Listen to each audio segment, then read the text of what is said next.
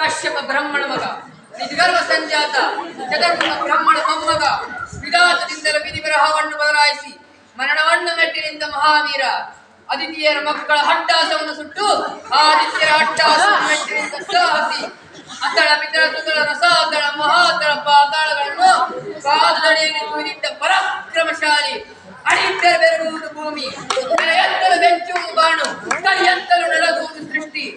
ಆ ನನ್ನ ಚತುರ್ಮುಖಗಳ ಸೃಷ್ಟಿಯೇ ನನ್ನ ಆಜ್ಞೆಯನ್ನು ಪಾಲಿಸುತ್ತಿರುವಾಗ ಯಕಚಿತ್ ನನ್ನ ಮಗ, ನಾ ಜನ್ಮ ಕೊಟ್ಟ ಮಗ, ನನ್ನ ವಂಶವನ್ನೇ ಬೆಳಗಬೇಕಾದ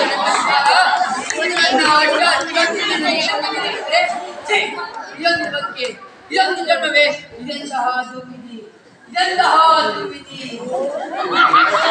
ನಾನೇ ಸರ್ವಶಕ್ತಿ ಎಂದುಕೊಂಡರೆ ಅದೋ ಶಕ್ತಿ ನನ್ನ ಪುತ್ರನನ್ನು ಶತ್ರುವನ್ನಾಗಿ ಮಾಡಿದೆ, ಅದೋ ಶಕ್ತಿ ಅವನಿಗೆ ನನ್ನ ತಲೆ ತಗ್ಗಿಸುವಂತೆ ಮಾಡಿದೆ.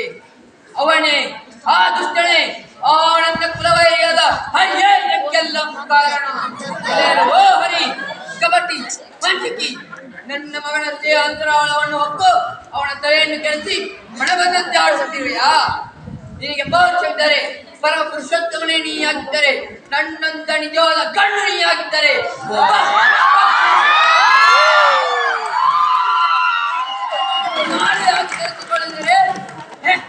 ನಾನು ಹಿರಣ್ಯ ಕಶ್ಯಪನೇ ಅಲ್ಲ, ನಾನು ಹಿರಣ್ಯ